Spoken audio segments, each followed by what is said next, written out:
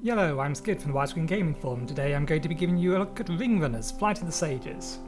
Now, Ring Runners Flight of the Sages is a top-down space shooter that has RPG elements in it. And as you can probably tell at the minute, this menu is bound to a 16:9 aspect ratio, which is good. It's better than it being stretched across the entire screen. It's not quite on the middle of my 16:10, but it's more than usable. Now, this game had problems when it was released. Basically, the game runs on XNA, and for those of you who are familiar with these sort of things, they may know that XNA has a problem rendering beyond a 4K resolution. So, of course, 5040 is beyond 4K, so this resolution actually crashes the game. Now, the game handles resolution a little funnily. Basically, while I've got it in full screen mode, the game will always be full screened at my desktop resolution. What full screen resolution does actually sets the back buffer size, and that's effectively where the problem comes in. Because if the back buffer is beyond a 4K resolution, then the game just flat out crashes, or more accurately, the engine crashes. But the dev, as you can see, it's actually running now at this. He's made some slight modifications to effectively allow the game to run even at these resolutions. What he's effectively done is, if the resolution is over 4K, then the back buffer will only use 4K. But he said he also put in some tweaks that will hopefully help her out. So, like, because if you have a 4K resolution and stretch it to 5K, you're going to notice it a bit. But he's done a reasonable job to mask that. But yeah, there was originally a problem with it, and the dev has now fixed it. There is still one problem with the game, but I only recently found it. But I've let him know, and given that he fixed this one, I suspect he'll also fix that. But we'll get to that immediately, just because I did say that this had RPG elements. Specifically, you'll notice there's a hangar and a shop. Now, the hangar allows me to customise any one of my ships. The ships fit into 5 standard archetypes. The Duo is basically a 2-player ship. So this is actually an assault class ship. Oh, sorry, an arsenal class ship. Now, the classes vary actually greatly. Arsenals are effectively large weapon platforms. Casters are semi-maneuverable, but they're reliant on special types of weapons rather than standard weapons. So they have the probably the widest range of weapon types available to them, but they're not particularly strong. Grapplers are melee classes. Yeah, I did say that, they're melee classes. If I get this spade out and go to customise hull, assuming that it is customised, are they just... That's a cannon. Where are we looking? Kinetic drive. In fact, it'll be easier to show you rather than trying to find these out, because I've not customised these particular ships. But mining rigs, siphon damage pistons, resonant lash, drilling beam. But yeah, basically these ships have a variety of skills, specific or are designed to allow a variety of skills that excel in close range combat or for getting hostiles into close range combat. So that typically means things like tractor beams. They can equip a flail. In fact, I have a flail. I'm not sure what it comes under. Is it kinetic drive? Let's see. What's it most likely to come under? Gravmet powered form. Devon system. Let me unequip that. Nope.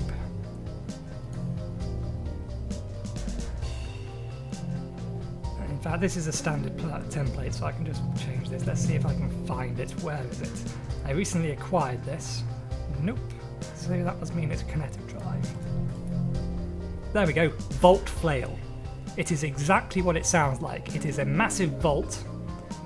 Tow a giant Durel volt behind you for 10 seconds. So it is literally a volt on a string that you can use acceleration and teleport abilities to fling around. And basically, other than ship to ship, Any environmental or objects that are flinged will do damage based upon how fast they are moving when they hit you and how fast you are moving. It's basically, the game has Newtonian physics in it, and any collision with the environment does damage. So if we also go to the shop, my research has been done. I left this research in overnight. So what have we got? Ooh, fighter caster. That's a ship I want to try, but unfortunately I can't buy it currently.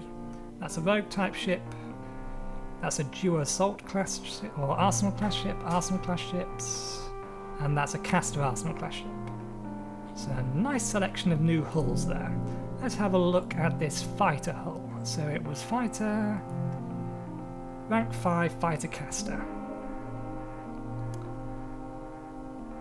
Fighter hard caster, fast, potentially highly mobile, precise weaponry, mass driver, good heat management. Potentially manipulative, low durability but hits but hard to kill. Focus on caster drive. So why is that not a caster fighter then? Has a dimensional array, has no agility drive. Now some of these things, like the caster drive, the dimensional drive or array, are specific to the caster classes, and the agility drive is specifically to the fighter class. Now these are basically all the slots that I could equip if I had this ship. So I have the money, so let's click here and let's try and buy this ship. Oh dear, I can't. It won't let me click the button. Why won't it let me click the button? Because this little bit of menu that it spawned here is outside of the rest of the menu, or the rest of the UI, which is here. So because everything beyond this section here is considered as effectively not on the UI, I can't click the button. So if I have to buy anything, I have to swap my desktop to a single monitor resolution to fix it, or so I can purchase it, so I can't actually buy that. But as I said, I've let the developer know, and he fixed the multi-monitor, or the more critical multi-monitor issue, so I suspect he'll fix this one as well. I should say, before I actually get into the game, the game's available on GOG, but it's also got a Steam Greenlight page.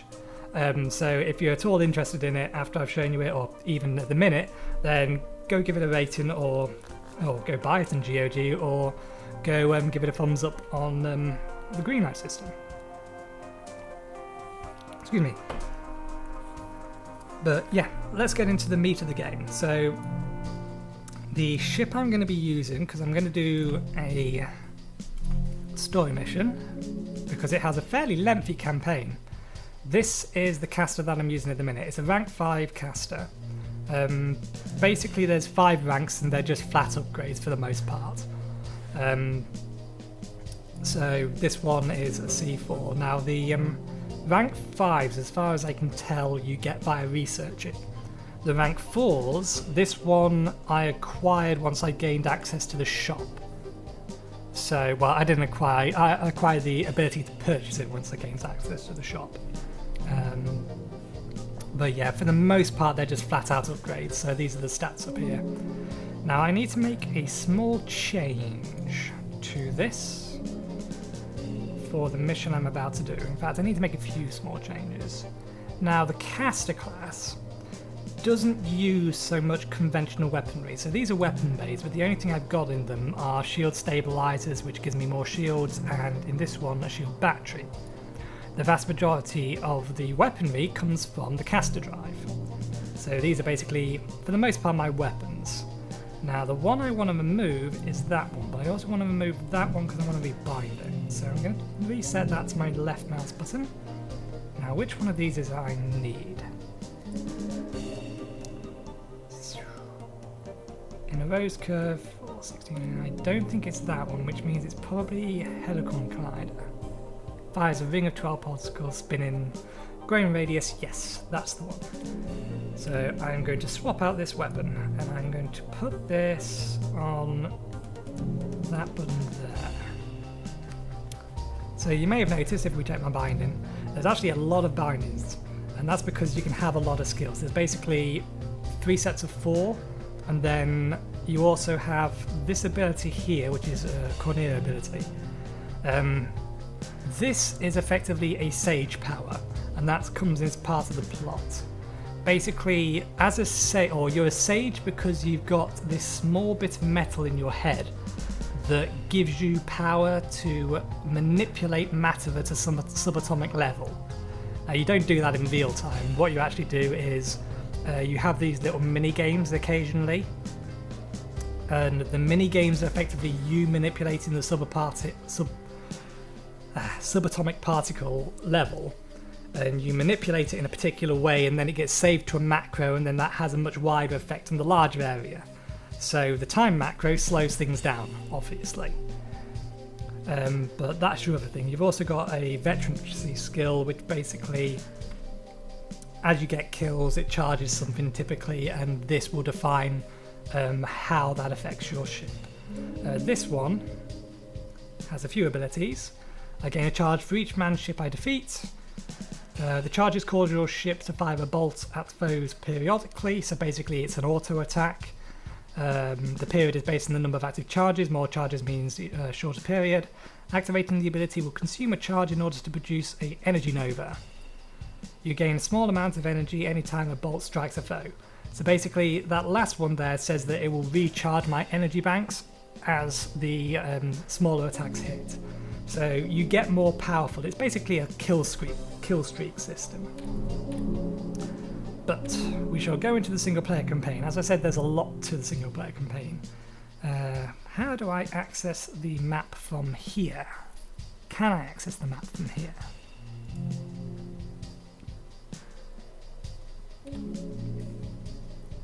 I cannot, I don't think. Maybe I can do it through mission select. Yeah, the universe map. So, these little dots, these hollow ones, are systems I've not been to yet, or not completed all the quests in yet. And these ones are the ones that I have. And I've probably been playing for over 10 hours. So yeah, the single player campaign's fairly large. There's actually a fair amount to the beginning of it. Basically because it puts you in one of each class so you can get a feel for them all. And then once you've had a reasonable amount of time in each class, you get given your sage ability and you get given the ability to choose which ship you want to use. So we continue campaign. We're going to continue this mission and we shall give you a good look at the actual game itself. And that probably took about 10 minutes, so nothing different there.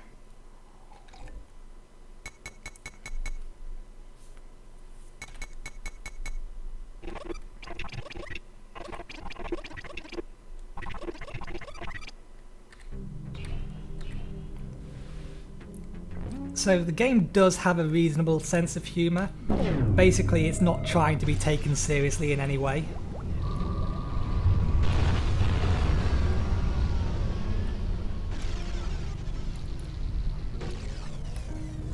Can I just hold that down? Will it keep firing? It won't. Maybe it is.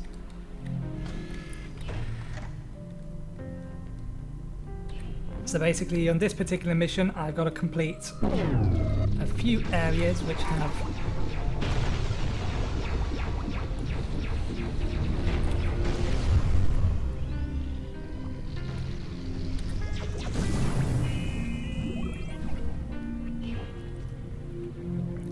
I've got to complete a few areas that have increasingly harder mobs in it, and then I'm going to get to a boss. But how your ship handles and what you can do with it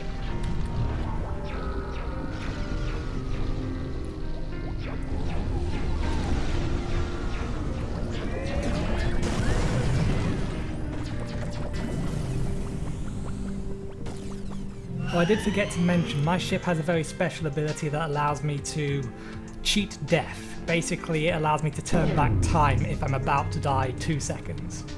But if 2 seconds ago I wasted that.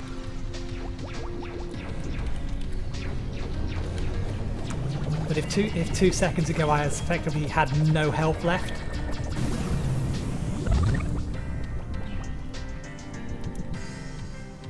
then it would also spawn me back to that point with no health. Bloody rogue classes, they are. Boom. Rogue classes have stealth, unsurprisingly by their name.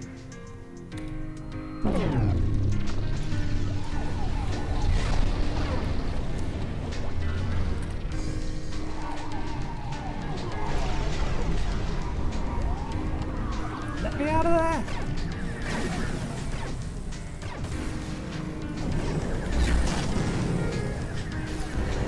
Damn it!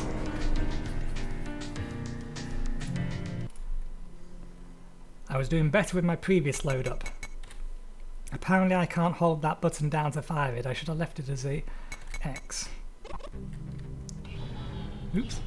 There you go. The environment can hurt you. Now I have this on, there's a lot of difficulties. Can I change the difficulty from here? Game. There we go, difficulty. Oop. So you have Rookie, which is easy, Runner, which is normal, Sage, which is hard, Arch Sage, which is effectively very hard, and then you've got 3 above very hard. Now Arch Sage is about where my skill limit is. Some levels still kick my ass with even or Arch Sage difficulty.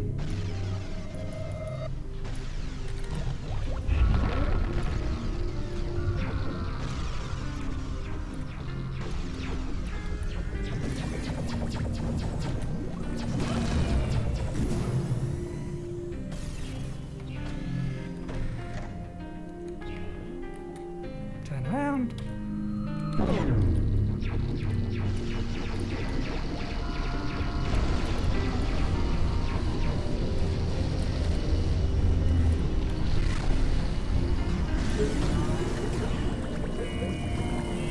Ah, stuck in the field. He's out of range. He's not.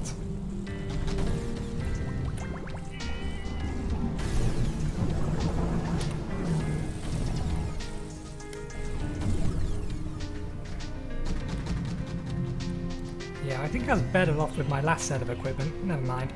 We'll see if we can get it through to the end anyway. So, launch that, slow down.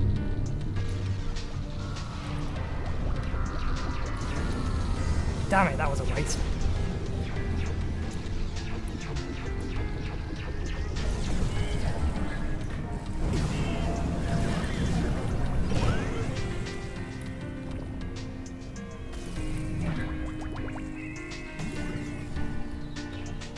Do I have that upgrade yet? Nope. There's also power-ups you can pick up in the level. It's always worth before starting the level to check the bonus objectives. Because some of them are actually fairly interesting. Damn it! Again, a waste. Let's see how you like being smacked about. Did I get them all? I got them all. Is there a haste there? There isn't. So let's hurry up. Now we have a set of rank 5 ships. Get out of there!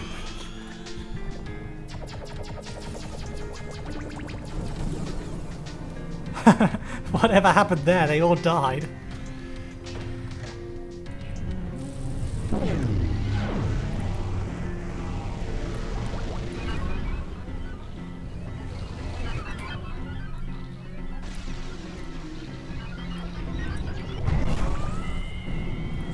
Did I get it? Woo! That's why I wanted to change the equipment. Large targets like that are very susceptible to attacks that fire a lot of small projectiles.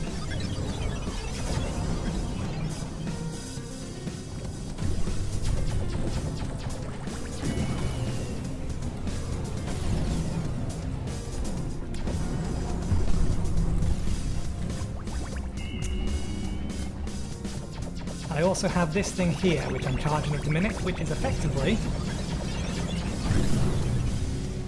what do they call it? A personal pulsar. But it basically does, or fires off a load of little pulses. So if you fire it at point blank range at something that's large, it does an enormous amount of damage. So he was giving me trouble, and since I've changed my equipment, he was a Warco. Right tools for the job.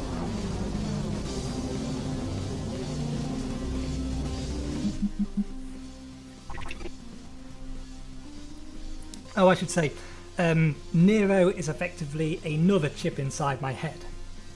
You actually have lost your memory, and Nero doesn't know about you either, but he's a Well, he's effectively the heads-up display is what they describe him as.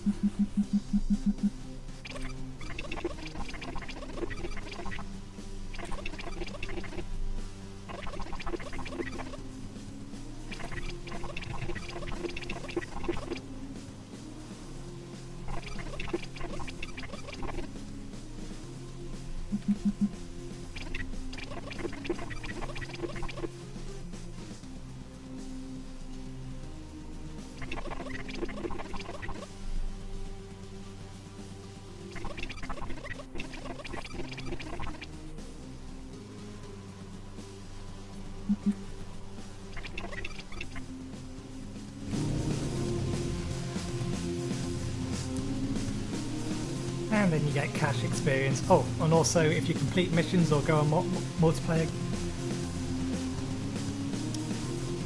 Ooh, lots of achievements. Yeah, the research will also be progressed by completing missions. So as you can see, it took 15 minutes off my next research. But that also applies online. You can also unlock equipment online.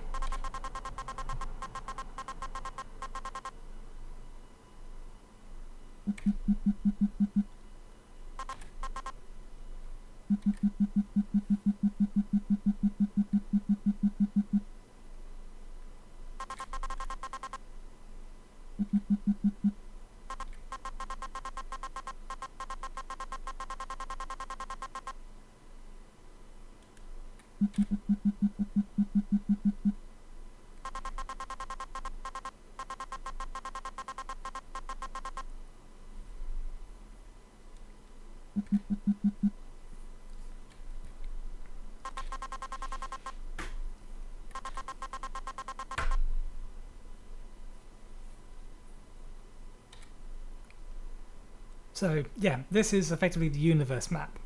Now, how space travel works in this universe is quite interesting.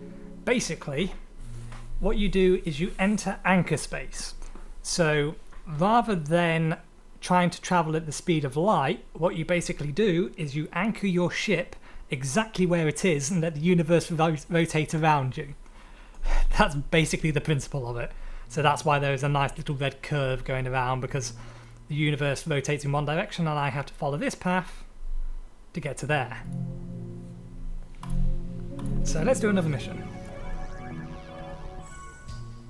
And for the sake of showing a different class, let's show how a grappler works. Is this thing equipped? It is a reasonable question. It is. Good. So we'll use this. So this is a grappler, it's a melee type ship.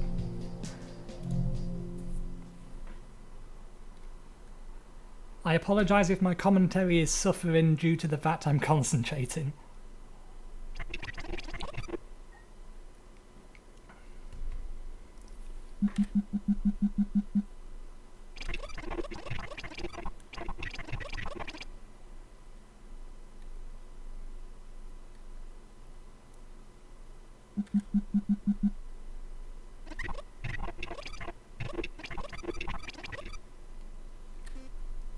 Okay, so what are the bonus missions in this? Destroy 10 turrets, destroy all of the turrets, destroy 6 coffins.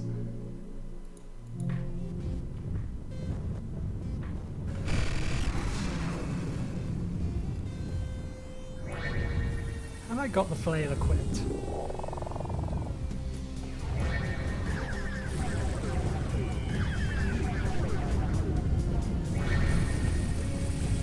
I don't think I have.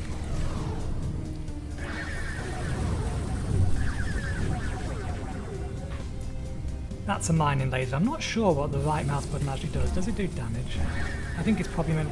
Ah, yeah, it does. It's a pulse damage.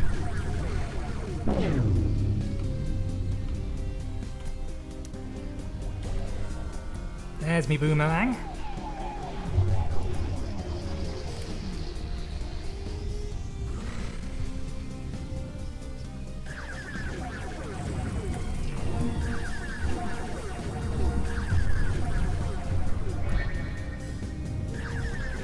These are all optional objectives, but it's kind of fun just annihilating things.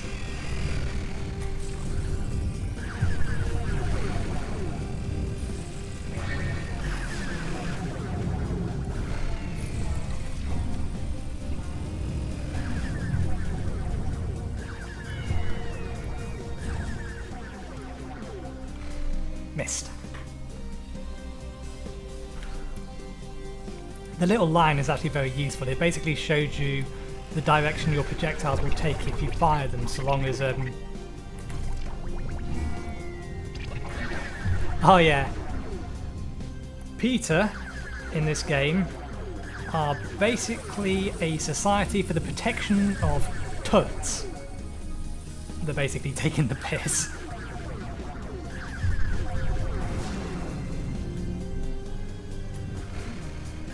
Did I get it?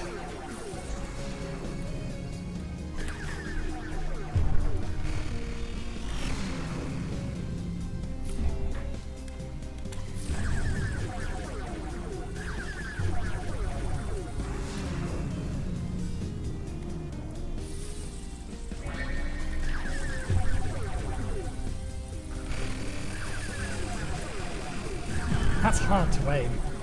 Basically, the middle mouse button is typically a dodge type ability or some sort of evasive ability, but it's used by holding down a particular button and flicking the mouse. So it's a little bit of a pain to get that right.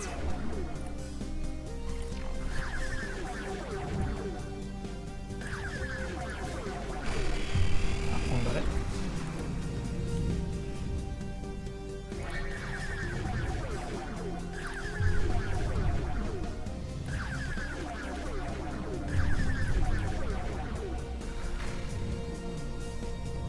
Missed him entirely.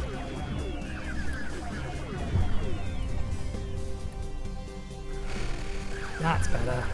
That would have got him on the way back.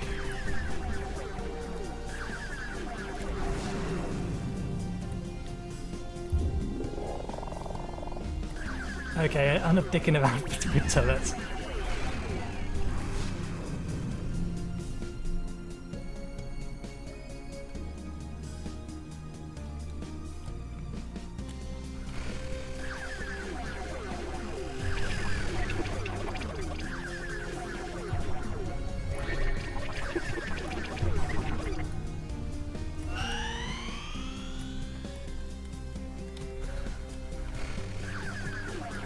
Just because it told me to do so. I only need to destroy 6 of them. Oh, that was a very poor flick.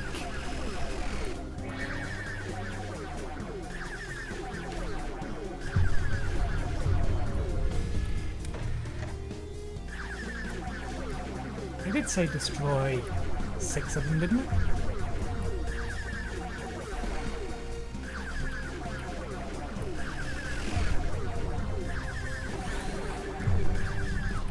What did it say? Yeah, destroy 6 coffins. I have destroyed 6 coffins, haven't I?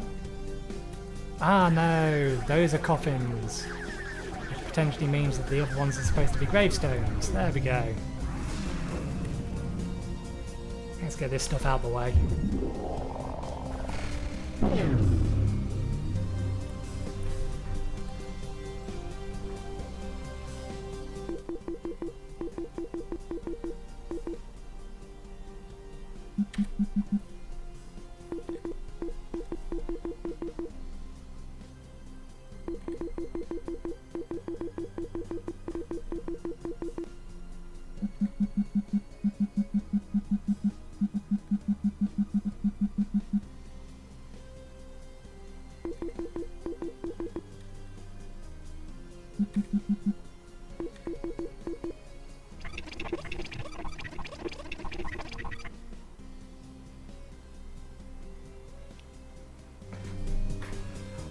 Probably right.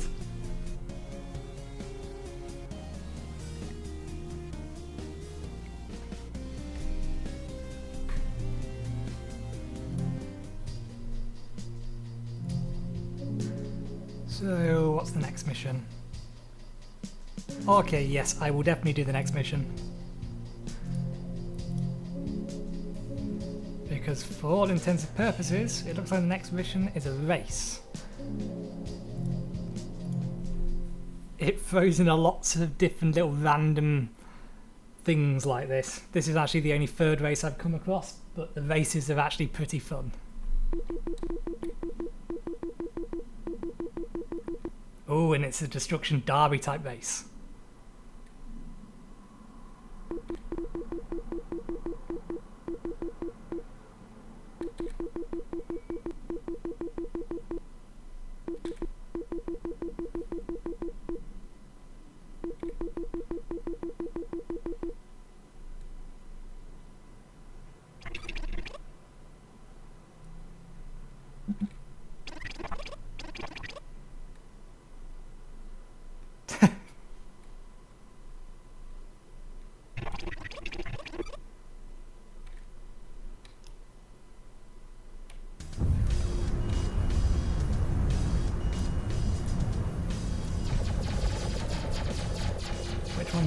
things. Ah!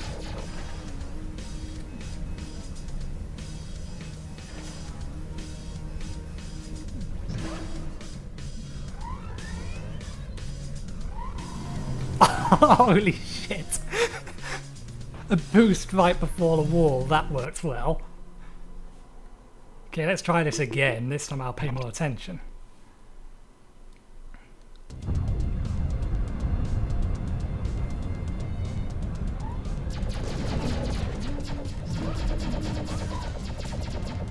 It is different.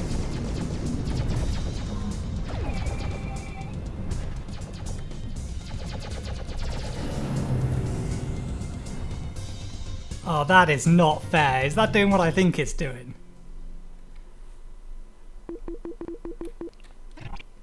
Am I the only opponent that they will shoot at?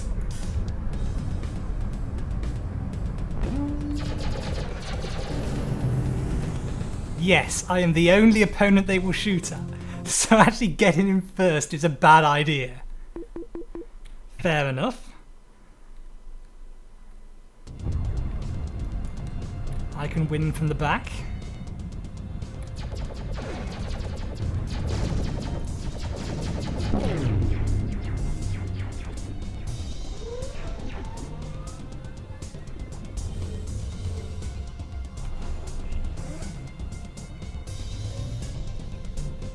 Of course, using Sage abilities is kind of cheating, but it wasn't a requirement for a special objective not to use them.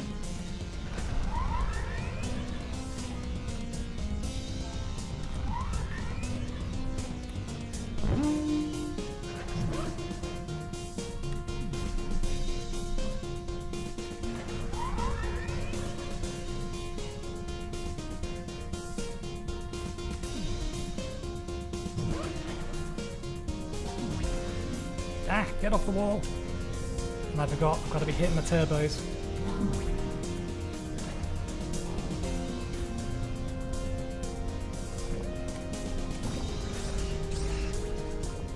Ouch.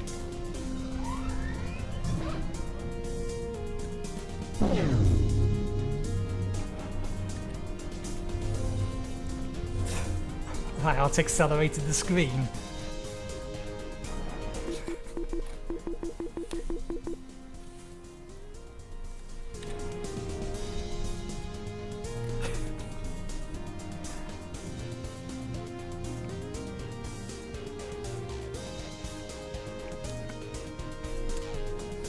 So which ones didn't I get? Well, I can't have been far off because I got the one for 500. Hit too many things, never mind.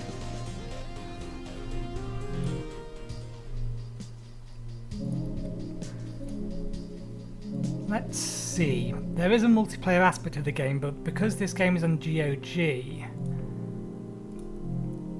there's almost never any games. There isn't. So yeah, this is why it needs to be on screen or on green light, because this game will be a lot more fun in multiplayer, and there's actually a fair amount of modes. Let's see, join, quick join, so co-ops. You have Wave Survival, Gladiator, Spiral Battle Co-op, and Zombie Survival, then Versus, Spiral Battle and Death Matches. So there's a few modes to choose from, but fundamentally they all work the same as the single player campaign. And again, basically anything in your hangar and anything you've got in the shop you can use in it.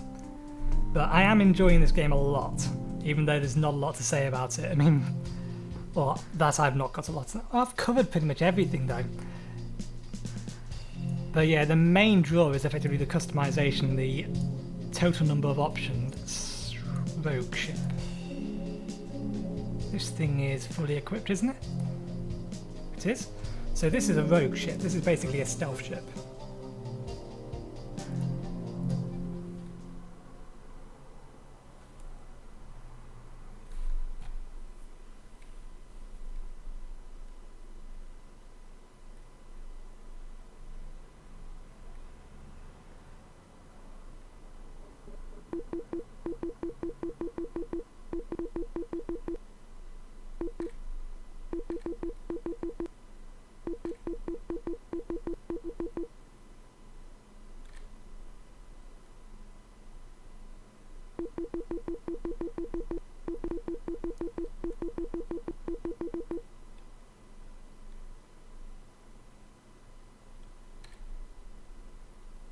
That sounds dangerous. Okay, now this thing has a Gemini Drive, which is basically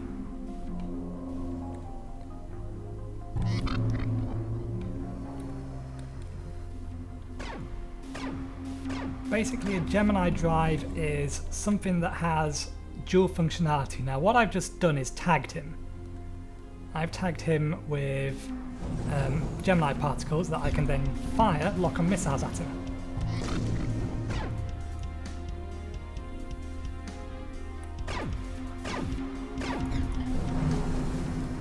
Ah, I'm overheating.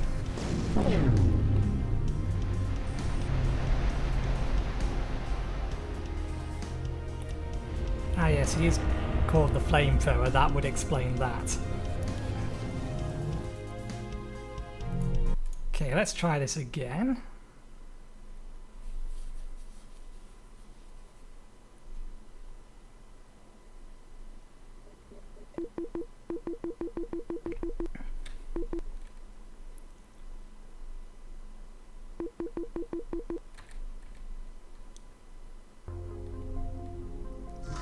Drop a decoy.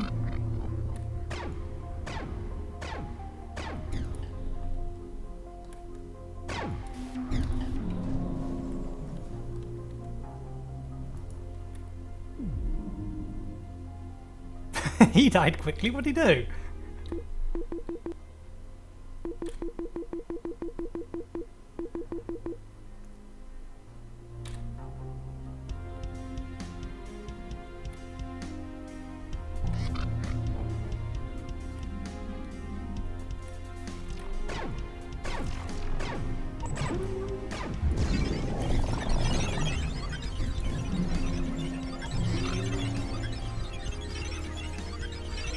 So they're grapplers then. And that is most definitely a spiked wall.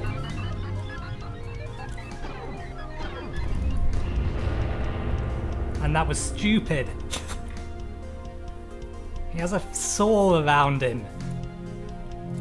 Let's go with a ship that I'm actually comfortable with. Let's go my Mark IV caster. Try and do some damage. I'll probably leave it at this or after this. I mean, as I said, the game is mostly just this, but there's just a lot of customization, so you can do a lot of different things. There's just a lot more depth to the game than first appears.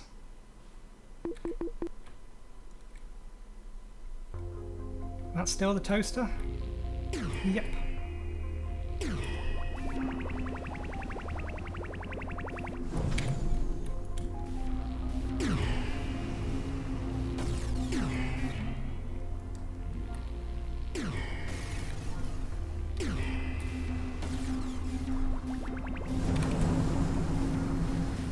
Not good.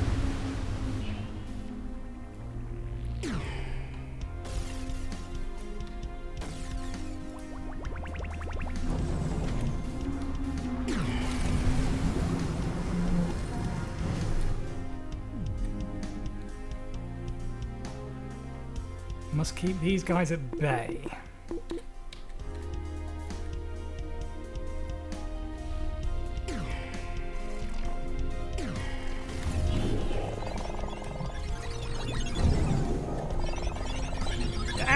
Damn that! No!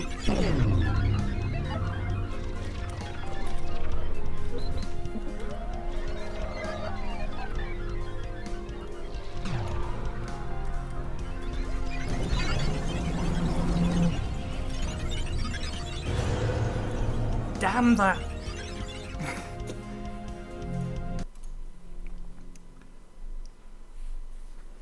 Grapplers are a pain. Basically, they locked me down with tractor beams.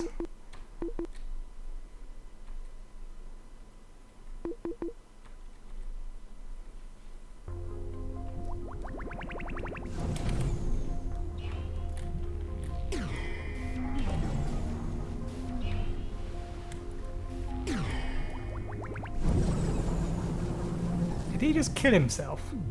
He did. Right, let's see if I can use that against them. First things first, let's fire that over there. Yeah, no, I've not got enough range to do that.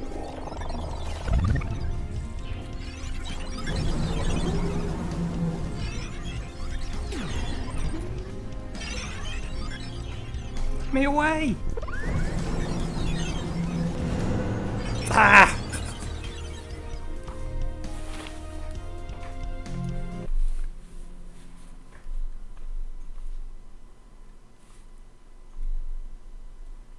I'm not sure what class ship they're in.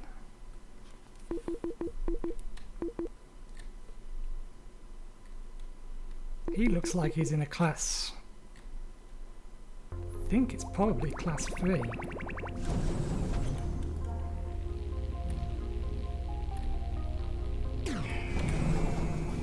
Why didn't that work?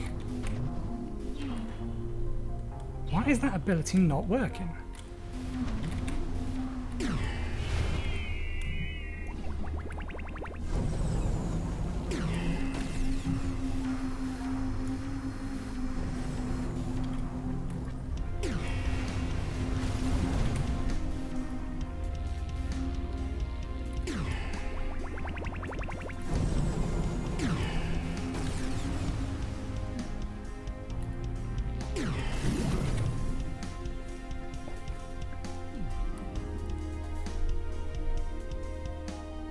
Right, I'm going to have to deal with one of these quickly. They have to be tier 5 ships.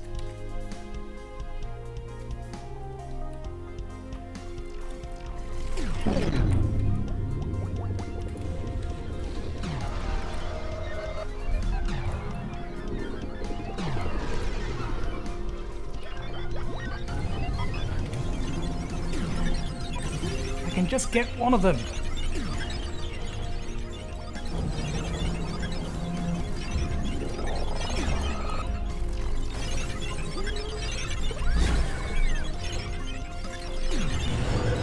Damn it!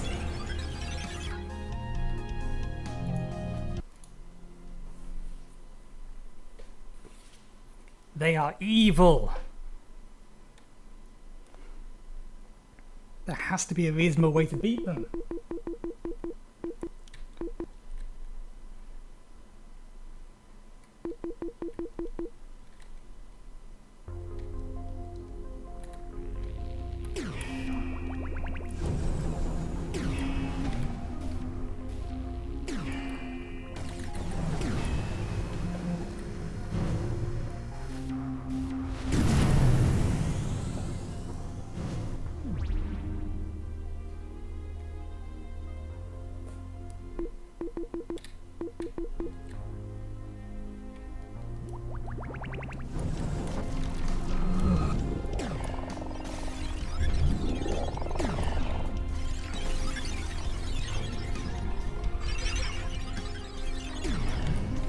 Ah, no, get away from that. Bad place to be.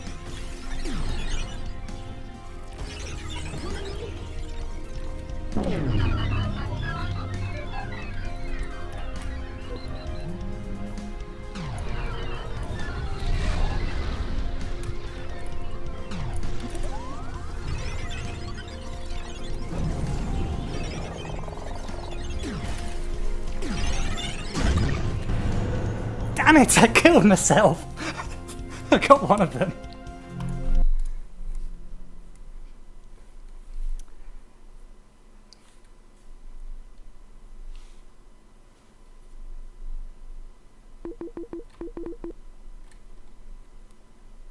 I'm not gonna let it beat me.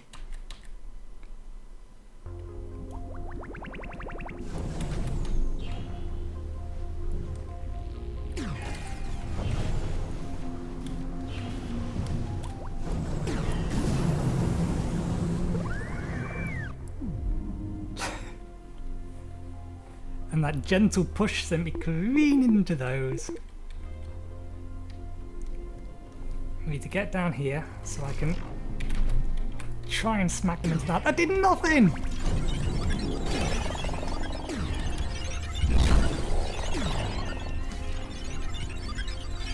Quit following me.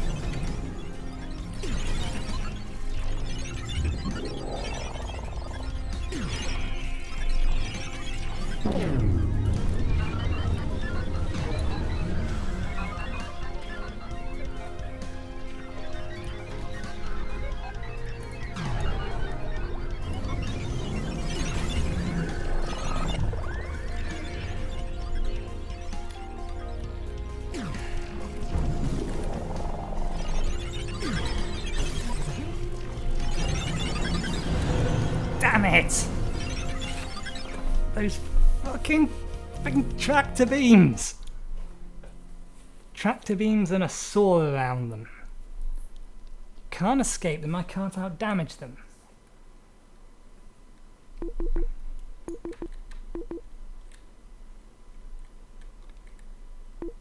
And I'm willing to bet that there's another one after it that's just going to be even more of a nightmare.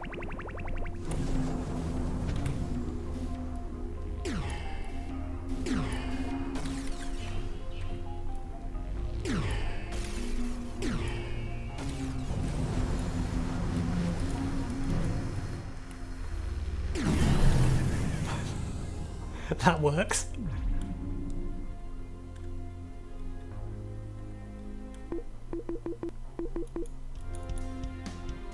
I can't let them get together. No, that's not the direction I wanted to walk.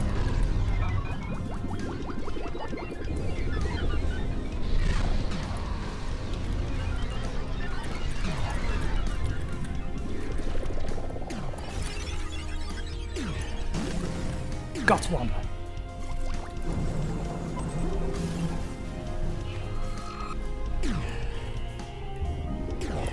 No! No! Fucking hell!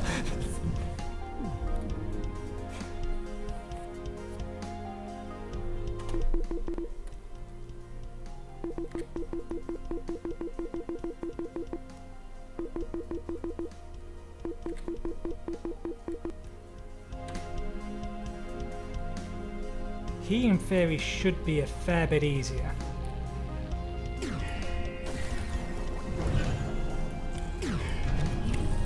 Oh, and that was absolutely stupid. No, get away from the spikes. The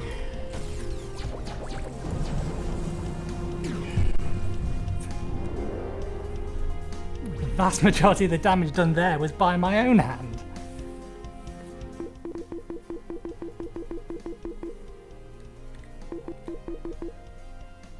And these are Mark 1 arsenals. So these things are basically just cannon fodder. In fact, 4 of them just destroyed themselves.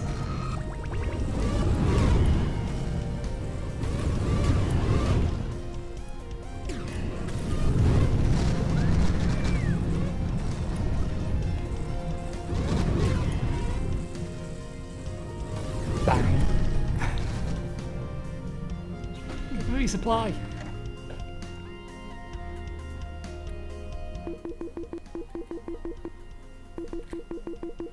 Now I know for a fact that that's a rank 5 grappler caster hybrid because I can buy one of them.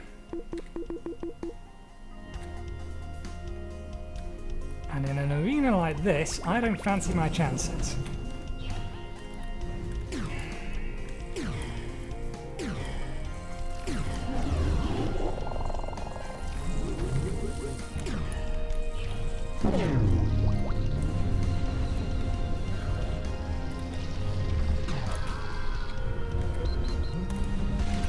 Let me warp! Ha! Close range weapons are useful.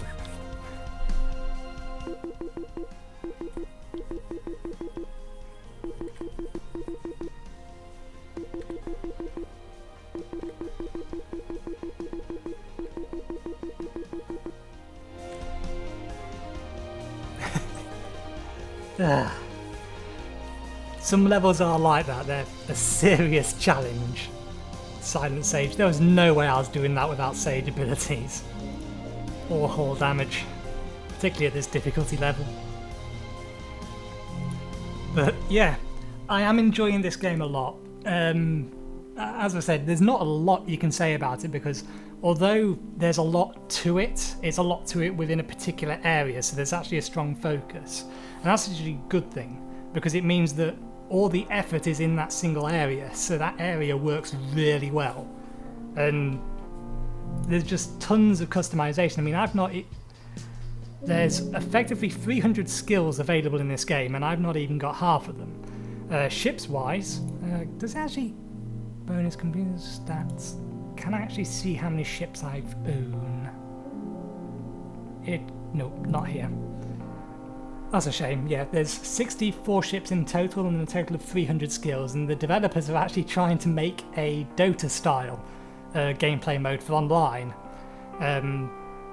That's the thing they're working on at the minute. Now, the problem with that is there's not enough people playing this game online for that to work.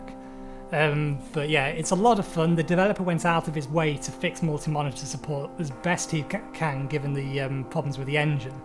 So for that reason alone, I'd recommend getting it, but it's a lot of fun and it's well worth checking out. I think it's something like $20 on GOG, and it is on Steam Greenlight, so you can check it out there as well. I think there's a demo available, although I'm not sure where it is. But yeah, I will leave it there. Thank you very much for watching, and I shall see you next time.